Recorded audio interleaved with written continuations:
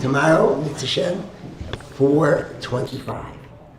Okay, and we remember when it was 4:25. Slowly. Last week, I wanted to. I don't want to pass the Parshas Bo.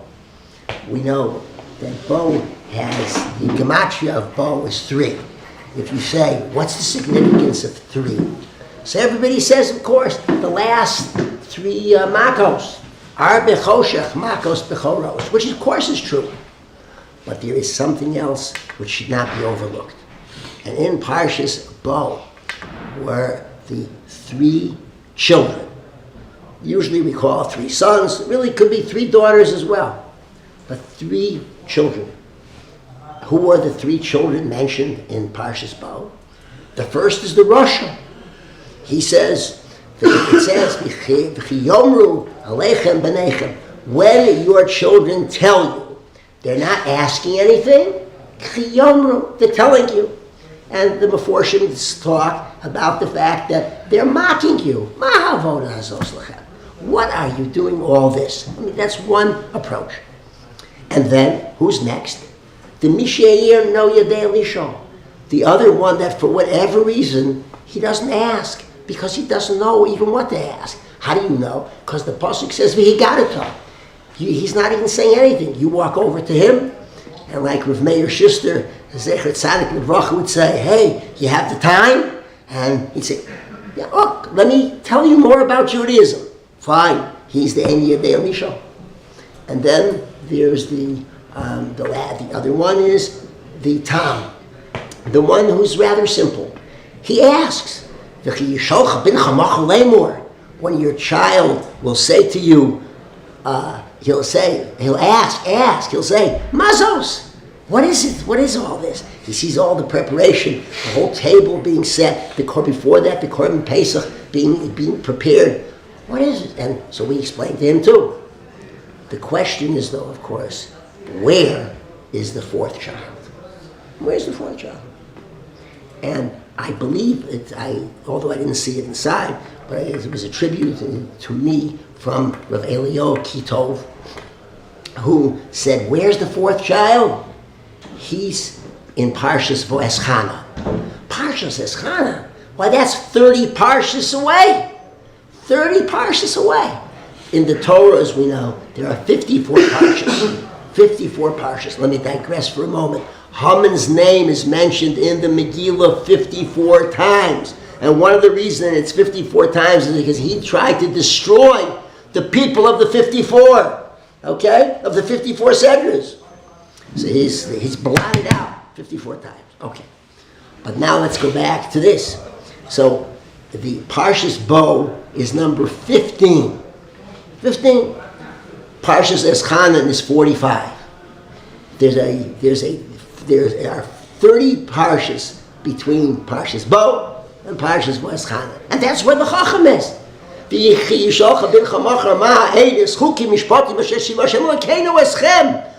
asks a very deep question. He starts off like the Tam. Whereas the Tam says, Mazos. The Chacham, he really goes in. So the question is, how come that he's not in Parshas Bo? Because after all, we're talking about the children. They're not necessarily the same family. They're not necessarily the same gender. But the fact is, they're more or less in the same situation with the same vicissitudes that one has. The other one didn't grow up in the home of a great Talmud Chacham. Because otherwise, it's less for us to really understand from the fact that he's the Chacham. What is it? Why is it that he is 30 Parshas away? And that's really the answer in itself. He's 30 Parshas away because he remained diligently applying himself to the Torah for a longer time. The Rasha surfaced right away. The Enya B'Elin show probably didn't have a chance, unfortunately, for whatever it is, and the Tam just really didn't get into it enough. But the Chacham, he's 30 Parshas away. He never left the Beis Medrash, or if he did, he still made sure that he was Kovei to Torah, so that therefore he became a Chacham. The message is clear. There's no pill that we can take. A person has to be as diligent as his situations allow. The more, the better, of course. But the idea is that is the way that any person can be. Anyone can be there. That's the important thing. Anyone can be able to be that chacham if he will apply himself, if she will apply herself as well. To be a girl can become a bas talmid chacham, said the Chazon Ish, in two ways. She could be the daughter of a talmid chacham, or she herself could be a talmid chacham, and she can learn, and that's what that's the food I wanted to share with you. This week's parsha, the parsha of Emunah. Think of it for a moment. Could we start off Kriyas Yamsuf? V'yaminu v'Hashem b'Moshe Avdo. Everyone saw Zeh Keli v'Yanveyu. There was clear. Kadosh Baruch Hu split the sea. No question about it. But then we have Mon. Lechem min Hashamayim. Ani mamti lachem, I am going to rain down on you. Lechem min Hashamayim. There's a shaila in halacha. What bracha did they make on Mon? Some say they didn't make a bracha at all because it's a food of a miracle. You don't make a bracha on a food that comes from a miracle. It's not the regular food. Others say no, they made a bracha. Hamotzi lechem min hashamayim. Of course, but the fact is, it was clear. It came min hashamayim for the period of 40 years in the desert.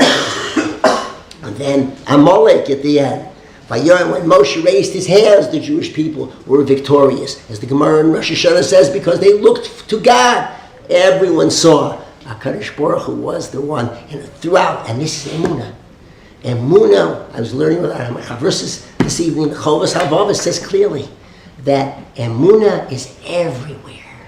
Emunah, the opportunity for Emunah. Emunah, faith, belief in Hashem, is like oxygen. It is our spiritual oxygen.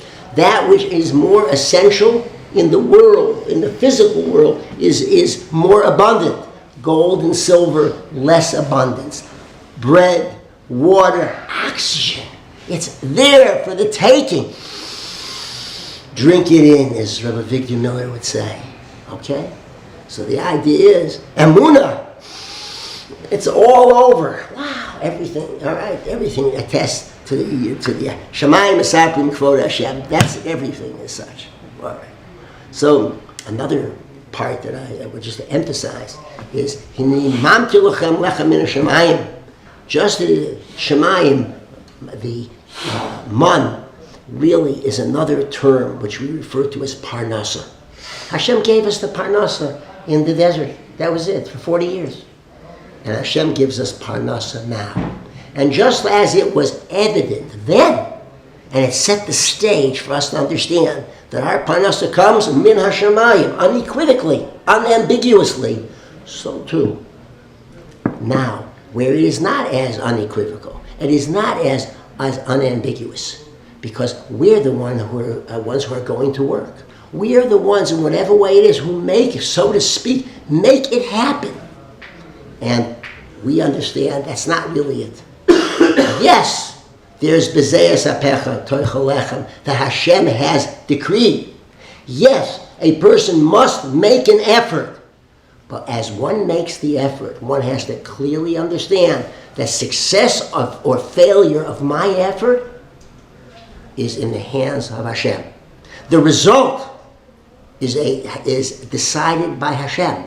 Very often people can work and work and work, and they don't get that which they don't get those results. Or if it doesn't come in on the front end, it seems as if they're getting the results, it can happen on the back end, that there'll be expenses that they never ever thought that they'd have that will eat away at what they made. Or somewhere in the middle, in between, it'll happen. Whether whether it's a car that breaks down, a refrigerator that doesn't work, the necessity of having whatever it is, but it's really the success or failure what a person is going to do as he fulfills the decree of Bezeas Apecha Toichel Lechem. It's going to be really in the hands of Hashem, and that is something a person has to realize while he is making that effort. How much more time do we have? Okay.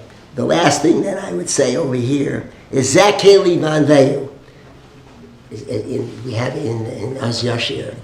This is my God. I have a personal relationship with Hashem. And at the same time, Elokei Avi, he is the God of my fathers.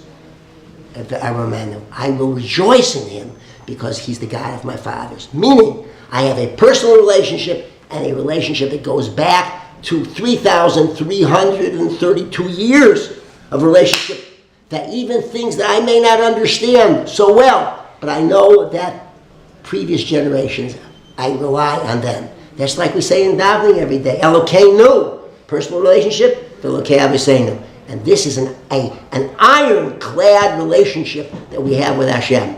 A good Shabbos.